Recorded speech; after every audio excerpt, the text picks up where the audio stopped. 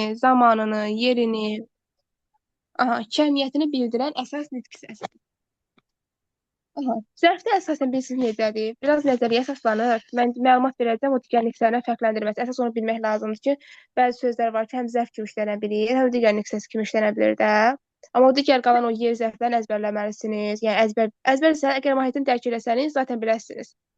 Sonra o kəmiyyət filan da, yəni onların mahiyyətini dərk eləsəniz kifayətdir. Sonra gəldik nəyə? Deməli, dediyim kimi, hərəkətin tərzini, zamanını, yerini, kəmiyyətini bildirir. Nə zaman, nə vaxt, haçan, nə bilim, nə tərzdə, nə qədər kimi suallarına cavab verir. Sonra, həm istər təəssüflənən olsun, istər təəssüflənməyən olsun, zərflər həm təəssüflənən, həm təəssüflənməyən feillərə aid ola bilir. Sonra, zərfin quruluşda növləri. Zərflər quruluşda sadə, düzəltmə və mürəkkəb olur. Sadə zərflər, məsələn, dünən, sabah, bunlar sadə zərflərdir. Düzəltmə zərflər casınadır, ladır, sonra əndi, yanadır, yanədir. Bu kimi şəkilçilərlə düzəlir. Bu şəkilçiləri mütləq əzbərləyin ki, yadınızda qalsın və yaxud da açıq şəkilçi. Məsələn, belə deyim də, biz elə bir ki, zaman bildirən, məsəl üçün, daş şəkilçi artırmağa zaman bildirən zərflər düzəldə bilərik. Məsələn, deyirəm gün sözünə, dondu bu. Gün sözünə gündə də şəkilçisi artırıram, gündə yaradıram. Nə zaman? Gündə və yaxud da il sözünə də şəkilçisi artırıram, ildə yaradıram. Yəni bu şəkildə. Bir də ca ki var. Bu ca dil bildirən sözlərə qoşulanda zərfdir. Məsələn, ingiliscə. İngiliscə. Burada zərfdir. Amma məsəl üçün, aslında sözündəki ca, orada ca ədat olmuş olur. Yəni, zərf düzəltmiş olmur. Yəni, bu ca, gördüyünüz ki, bu var. Sadəcə, belə deyim, dillərə qoşularaqdan zərf yaratmış olur. Sonra gəldik nəyə? Sonra nə var? Sonluq şəkilçisi zərf düzəldə bilər, həmişəlik. Gəl şəkilçisinin bir sözünü artırmaqla düzəldə bilər, məsələn, birgə, yəni, cəsarətlə, bu şəkildə. Mürəkkəb zərfləri, məsəl üçün, elə bil ki, biz sizin köməyiniz ilbəil, günbəgün, bu şəkildə ola bilər. Sonra müxtəlif mənalı sözlərin birləşməsindən yaranır, bitişik yazılır, gözaltı, dil ucu. Def sizə əmələ gələ bilir. Yavaş-yavaş, tez-tez, bu şəkildə. Və yaxud antonim sözlərin köməyi ilə yarana bilir. Eyni sözün təkrarı bayaq dediyim. Yəni belə. Sonra gəldik nəyə? Məna növlərinə. Zərfin məna növlərindən hərəkət zərfləri hərəkətin tərzini bildirir. Hərəkətin tərzini bildirir. Məsəl üçün, yaman, səlis, dürüst, cəld, bu kimi sözlər tərzi hərəkət zərfləridir. Zaman zərfləri zamanını bildirir. Məsələn, gec, tez, bildir, inşi, səhər, bu kimi sözlər. Yer zərfləri irəli, geri, ora, bura, sağa, sola. Miqdar zərfləri az, çox, xeyli. Yəni, bu kimi sözlərdir. Sonra gəldik nəyə? Nə haqqında? Bir də nə öyrənərsiniz? Tərzi hərəkət zərfləri falan, elə bir quruluşda neçə növləri var. Tərzi hərəkət zərfləri üçün 3 növ var. Sadə, cəmh, mürəkkəb, sadiyə hansıdır, düzəltmə hansıdır. Elə bir ki, tərzi hərəkət zərfləri hansını bilsəniz, zaten onu ayırd edə biləsiniz ki, yəni hansı olmuş olur da. Məsələn, sürətlə sözü düzəltmə tərzi hərəkət zərfidir. Yazım göstəreyim. Sürətlə. Sürətlə. Sürət sözün köküdür, lə şəkilçisi artırıb düzəltmə tərzi hərəkət zərfi düzəltdim. Və yaxud da yaxşı, cəld, bunlar sadə tərzi hərəkət zərfidir. Yəni bu şəkildə. Və yaxud da mürəkkəbə nə deyə bilərim? Mürəkkəbə addım başı. Addım başı. Addım başı mürəkkəb tərzi hərəkət zərfidir bu şəkildə. Sonra nə? Zaman zərfi haqqında deyim. Məsəl üçün, düzəltmə zaman zərfləri bayaq o dadə şəkilçi dedim. İldə, gündə o vasitəsilə düzəlir. Sonra nə? Əsas məsələ nəyə gələcək? Quruluş növlərini artıq öyrəndən sonra müəyyənləşdirməyə çətin çəkməyəsiniz. Əsas onu öyrənin, biləsiniz ki, sadə düzəltmə hansıdır. Şəkilçilər vasitəsilə tapasınız. Zərfin digər nitqlərindən fərqləndirilməsi.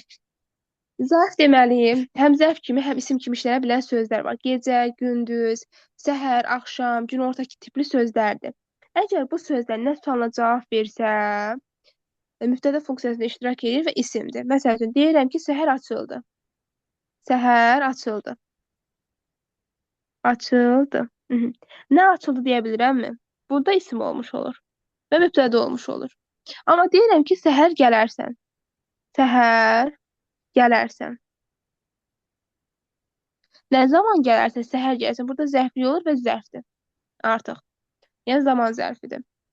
Yəni nə suala cavab verdi, mübtədə oldu, isimdir. Sonra nə zaman suala cavab verdi, zərfli yoldur və zərfdir. Sonra var gözəldir, qəşəngdir, pisdir, yaxşıdır, doğrudur, əyri tipli sözlər var ki, bunlar həm sifət ola bilir, həm də zərf ola bilir. Sifət olanda isimdən əvvəl gələcək və isim izah edəcək. Zərf olanda isə feildən əvvəl gələcək, feil izah edəcək. Məsəl üçün deyirəm ki, nə deyək, doğru söz yazaq. Doğru söz. Və yazaq ki, doğru danışır. Doğru danışır. Mhm. Burada feildən əvvəl gəlir. Bu zərfdir və zərflikdir. Cümlə üzrü kimi təhlil edirəm ki, adi eləyə biləsiniz. Burada isə isimə aiddir və sifətdir, həm də sintaks funksiyası da təyin olmuş olacaq. Yəni bu şəkildə. Sonra nə var idi? Sonra həm say kimi, həm zərf kimi işlənə bilən sözlər var. Xeylidir, azdır, birazdır, bir qədərdir. Bu kimi sözlərdir. Yenə bu sayda necə ki, həm ismə aid olur, daxı. Say olanda ismə aid olacaq, ismi izah edəcək. Zərf olanda isə feilə izah etmiş olacaq. Məsələn, deyirəm ki, çox danışır. Çox danışır. Danışır. Və deyirəm ki, nə deyə bilərik? Çox kitab deyək də ismə aid olsun. Çox kitab. Hı -hı. Burada saydı, sintaktik funksiya təyindir.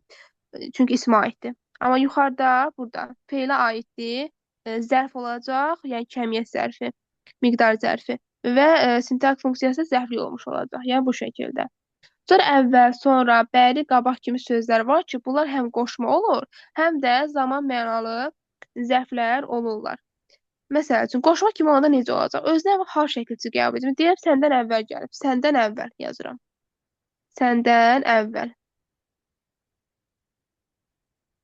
Bir də yazıram ki, əvvəl gələrsən. Əvvəl gələrsən. Məsəl üçün. Yuxarıda burada hal şəkilçi söz var özündən əvvəl. Burada qoşmadır əvvəl. Amma burada fikir verin, heç bir hal şəkilçi, falan şəkilçi söz yoxdur da. Nə zaman gəlsən, əvvəl gələrsən məsələn. Hər hansı bir cümlə daxilində işlədilmişik. Burada isə zaman mənası bildirilmiş olacaq. Aha. Sonra nə var idi? Doğru var, yaxın var, tək var. Bu da həm zərf, həm sifət, həm də qoşma kimi işlənir. Bayaq doğrunu işlətdik zaten sifət kimi. Doğru sözə həm də qoşma olanda məsələn deyirəm ki, sənə doğru.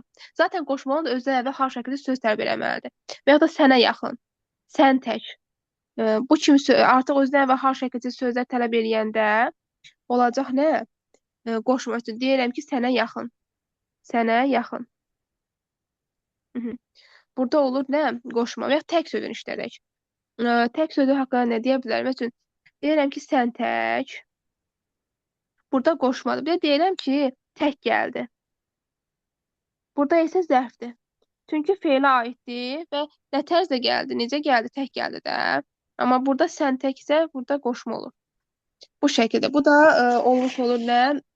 Qoşma sifət və bir də tək sözü sifət kimi olur da. Və deyirəm ki, tək əldən səs çıxmaz. Tək əldən